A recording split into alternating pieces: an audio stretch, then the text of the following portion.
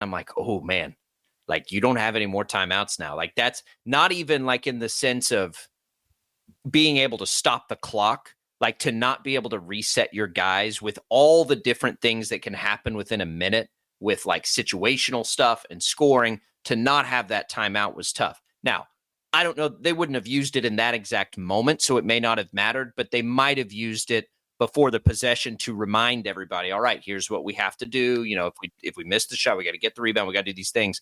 And so it was all just, that was just like a tough ending to a game where they really did. Like they worked their tails off to battle back. And I do think, we were texting about this a little bit last night, like that, I can live with that kind of stuff. I can live with that kind of stuff. I couldn't live with the way they played early in the year. Like that was unacceptable. That was to me unacceptable. Like that was the stuff where it's like, what are we doing here? Last night, tough road environment, couple mistakes. Like I'll live with that because they brought it in the game as much as they could energy wise.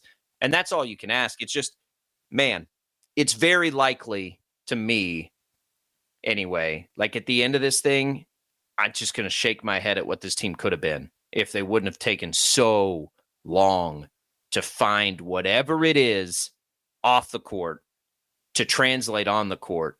This is, I really still like this team.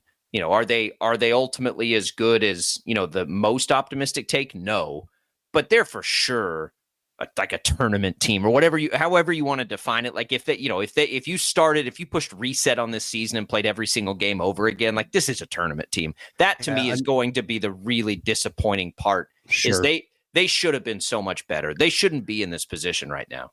Unfortunately, you are what your record says you are. Exactly. And that's the rough thing for this Wildcat team, because I guarantee you the entire fan base, when things are all said and done, they're going to look back on it and think what could have been, what could have been had things gelled even a week earlier. Like if you just get a couple of those games back, like, of course, like things were pretty bad, that bad stretch of basketball for a while.